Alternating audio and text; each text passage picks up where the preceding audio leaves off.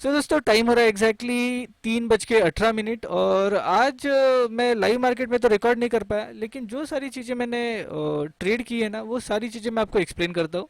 देखिएगा, वैसे तो आज मैं रिकॉर्डिंग करने ही नहीं वाला था। वैसे तो दिन हमारा प्रॉफिटेबल है, ऐसा नहीं है कि हम लॉस में आए करके, लेकिन इतना कुछ खास नहीं है। दैट इज़ मैं सोच रहा था करूँ नहीं करूँ। और वैसे भी एक दो गलतियाँ हुई थी, ऑर्डर बुक में भी कचरा भरा हुआ था। इसी कारण मैं सोच रहा था करूँ रिकॉर्ड नहीं करूँ, और अल्टीमेटली मैंने सोचा कि चलिए यार, जो सारे लॉजिक्स है वो आपके साथ शेयर किए जाए। क्योंकि कुछ लोग हैं जो कि मेरे रेगुलर वीडियोस देखते हैं, मुझे पता है, जिनको मेरे वीडियो से बहुत सारी चीज़ें सीखने मिल रही है। तो ऐसा लगता है यार कि है थोड़े बहुत कॉन्सेप्ट जो कि मार्केट में काम कर रहे हैं, जो कि दिखाई देते हैं, तो वो सारी चीज़ें शेयर की जाए। तो चलिए आज का वीडियो स्टार्ट करते हैं। सबसे पहले देखो, मैं पूरी की पूरी टाइमलाइन बताता हूँ, उसके बाद मैं मेरे ऑर्डर बुक बताता हूँ, उसके बाद हम आते हैं लॉजिक्स के ऊपर। अभी टाइमलाइन है नहीं, मैंने कैसे कैसे ट्रेड किए थे। सबसे पहले मैंने देखा ना, तो सुबह सुबह हिंडाल को बहुत स्ट्रेंथ के साथ भाग गया। तो ये भाग गया, इसके अंदर ऑर्डर मिला नहीं। इंडसइंड बैंक भी वैसे ही था, इंडसइंड बैंक भी ऐसी स्ट्रेंथ के साथ भाग रहा था। इसको भी बाद में यहाँ पे तो मैंने छोड़ ही दिया, इसके अंदर ट्रेड भी नहीं किया। ये ऐसा भाग गया ना, तो मैं फिर से देखा कि भाई हिंडल को भाग गया, इंडसइंड बैंक भाग गया, as well as Tata steel भी भाग गया। तो ये तीन ट्रेड बहुत ही अच्छे ट्रेड थे जो कि मेरे हाथ से छूट गए थे। एक आईटीसी का ट्रेड मेरे हाथ में लगा। आईटीसी के अंदर देखिए, आईटीसी बहुत अच्छा गिरा है, लेकिन मैंने इसके अंदर बाइंग की थी ये लेवल पे। अभी इसके अंदर क्योंकि यार ये स्टॉक तो गिर गया और मैंने बाय कर लिया, क्योंकि कभी कभार आपके व्यूज गलत होते हैं तो आपके स्टॉप लॉसेस जाते हैं। लेकिन आपको संभल के वो चीज़ों को हैंडल करना आना चाहिए। अभी आईटीसी के अंदर क्या हुआ था ना, जब ये कैंडल फॉर्म हुई तब मैंने बाइंग की थी एग्जैक्टली 421 पे। और जब मैंने बाइंग की ना, उसके बस कुछ देर बाद ही, मतलब आई थिंक तीसरे कैंडल में, मैंने इसके अंदर से 50% क्वांटिटी उड़ा दी, मतलब ही निकाल दी। क्यों निकाल दी? क्योंकि ये ट्रेड जैसा चाहिए वैसा ट्रेड था नहीं, मुझे समझ में आ गया था। और यहाँ पे निकालने के बाद अल्टीमेटली मेरे इसके अंदर स्टॉप लॉस चला गया। ये सारी चीजें आपको ऑर्डर बुक में भी दिखने वाली है। आईटीसी के बाद ये तो लॉस वाला ट्रेड था, इसके बाद हमने लुपिन को ट्रेड किया। तो लुपिन एक अच्छा ट्रेड था। लुपिन में क्या हुआ ना, प्राइस ऊपर भागी, जब ये नीचे आई तब यहाँ पे मैंने सबसे पहले मेरा ऑर्डर प्लेस किया था ये लेवल के आसपास। और मेरा एसएल जो था ना, वो ये दो रेड लाइंस के ऊपर, ये या फिर ये शायद मेरा स्टॉप लॉस था। और ये होने के बाद क्या हुआ ना, प्राइस फिर से जब ये ऊपर आई और ये रिजेक्शन कैंडल फॉर्म हुई ना, तब मैंने फिर से मेरी क्वांटिटीज ऐड की। और जब मैंने ये क्वांटिटी ऐड की ना, तब यहाँ पे कुछ तो भी एवरेज प्राइस मिली थी, और मेरा एसएल जो है मैंने मॉडिफाई कर लिया था। देखिएगा, इसके अंदर भी मैंने डबल क्वांटिटीज ऐड कर ली थी। क्यों? क्योंकि ये पहले स्टॉप लॉस बड़ा था, कुछ ना कुछ मिलना चाहिए, इसके कारण 50% क्वांटिटी क्वांटिटी ऐड की थी। जब ये रिजेक्शन कैंडल फॉर्म हुई तब मैंने इसके अंदर फिर से और क्वांटिटीज ऐड करके इसका मैंने एसएल प्लेस कर दिया। और ये हमारा टारगेट था। ये टारगेट हिट होने के बाद यहाँ पे 80% क्वांटिटी मैंने एग्जिट कर दी थी। और यहाँ पे जब प्राइस आई ना, देखिए 80% क्वांटिटी हिट होने के बाद मैंने मेरा एसएल जो है इसको अगेन मॉडिफाई करके ये लेवल पे ला लिया था। लेकिन 80% हिट होने के बाद जो 20% क्वांटिटी थी ना, उसका वो क्वांटिटी को मैं रिड्यूस करना भूल गया। तो यहाँ पे अगेन मेरा जो स्टॉप लॉस था, रनिंग स्टॉप लॉस, वो तो हिट हो गया, लेकिन क्वांटिटीज एक्स्ट्रा बाय भी हो गई, तो फिर उसको भी मैंने सेल कर दिया। तो ऐसा थोड़ा बहुत कचरा हुआ।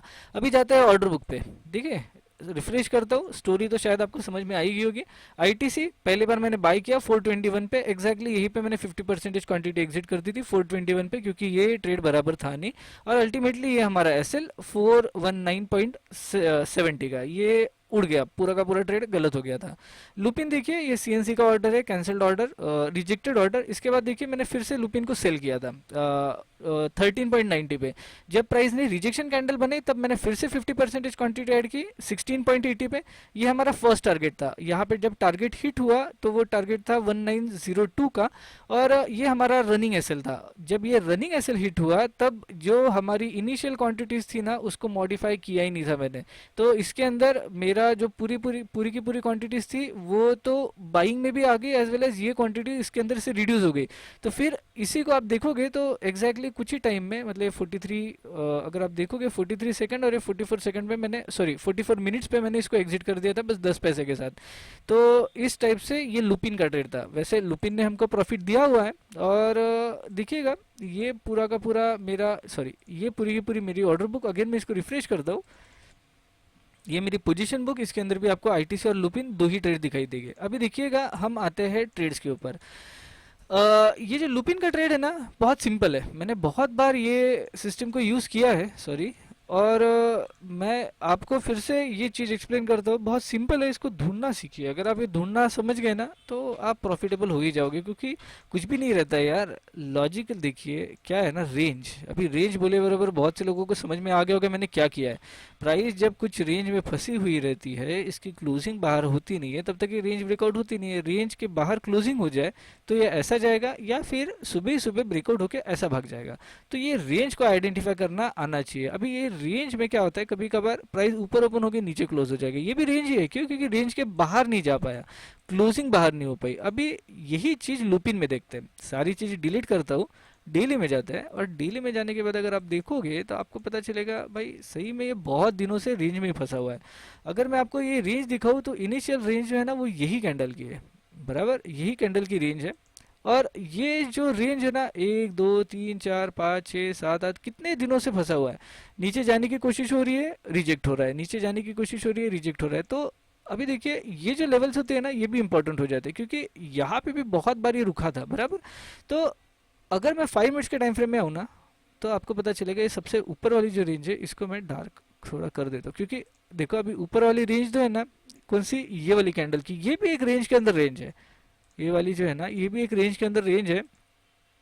क्योंकि अगर आप देखोगे तो यहाँ पे भी ये रेंज तो थी, लेकिन ये रेंज के अंदर भी 1 2 ऊपर ओपन हुआ, अंदर आ गया, 3 4, ये देखो कितने बार रिजेक्ट हो गया। तो ये रेंज के अंदर रेंज फॉर्म हो गया, और अल्टीमेटली आज के दिन में ये रेंज के बाहर निकल गया। वैसे तो क्लोजिंग कल के दिन में बाहर हो गई थी, कल के दिन में ये बाहर हो गई थी, और आज के दिन में इसकी ओपनिंग भी बहुत अच्छी हुई। तो मोस्ट प्रोबेबली मुझे जो ट्रेड करना था ना, वो ये रेंज से करना था। लेकिन क्या हुआ कि ये सारे स्टॉक्स ऊपर ही ऊपर भाग रहे थे, मैं इसके अंदर थोड़ा सा डर गया भाई कि सही में ये ट्रेड बराबर बन सकता है क्या। लेकिन अल्टीमेटली ये एक अच्छी खासी हाई वॉल्यूम कैंडल आई, ये ब्रेक हुआ, और प्रीवियस डे के लो से मुझे ट्रेड करना था, बराबर। प्रीवियस डे का लो जब ये अच्छे से ब्रेक हो गया था ये कैंडल में, तब मैंने इसके अंदर ट्रेड करने की कोशिश की, फर्स्ट 50% क्वांटिटी ऐड की, और जब ये रिजेक्शन कैंडल बनी तब मैंने फिर से मेरी नेक्स्ट क्वांटिटी ऐड की। ये हमारा इनिशियल एसएल था, इसके बाद ये हमारा एसएल था। टारगेट की बात करें तो डेली में जाते हैं। डेली में जाने के बाद आपको पता चलेगा कि ये रेंज थी, और नीचे अगर देखोगे तो ये एरिया था, बराबर ये वाला एरिया था। तो अल्टीमेटली यहाँ पे आके रुकना चाहिए था। तो अगर आप देखोगे 5 मिनट्स के टाइम फ्रेम में, तो आपको पता चलेगा यही पे मैंने मेरी 80% क्वांटिटी एग्जिट की थी। एग्जैक्टली ये नहीं था, 1902 पे मैंने एग्जिट की थी, और बाकी जो है इसने हमारा रनिंग एसएल खाया था।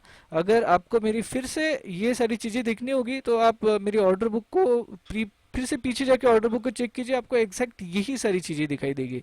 देखिए सिंपल लॉजिक था, रेंज ब्रेकआउट था, ट्रेड किया। मुझे नहीं पता था कि ये आज फिर से रेंज के अंदर घुसने की कोशिश करेगा करके, क्योंकि मैं ऐसा, मतलब मुझे ऐसा लग रहा था कि प्राइस जो है वो नीचे रेड कलर की क्लोज होगी, लेकिन ये ग्रीन कलर बन गया। अभी देखते हैं कि कल के दिन में क्या हो। अगर ये ऊपर ओपन हो जाए तो शायद इसके अंदर फिर से हमको एक बाइंग का ट्रेड मिल सकता है। लेकिन मोस्ट प्रोबेबली जो मुझे ये लूपिन में स्ट्रक्चर दिखाई दे रहा है ना, इसके लिए तो मैं वेट ही करूंगा। ये फिर से ये रेंज के नीचे आएगा ना, मतलब ये और ये कैंडल्स के नीचे आएगा ना, तब इसके अंदर अच्छा खासा सेलिंग की अपॉर्चुनिटी हमें फिर से मिल सकती है। तो ये था दोस्तों आज के लूपिन का ट्रेड। बहुत सिंपल था, बहुत लॉजिकल था, कुछ भी डिफिकल्ट नहीं। सिंपल सिंपल चीज़ें ही फॉलो करता हूँ मैं, और सिंपल चीज़ें ही अच्छा खासा मार्केट में रिवार्ड भी करती है। तो बस यही आज की वीडियो में दोस्तों। अगर आपको ये वीडियो पसंद आया होगा तो do like, subscribe, share this video, और थैंक्स फॉर वॉचिंग। मिलते हैं नेक्स्ट वीडियो के साथ। Bye bye.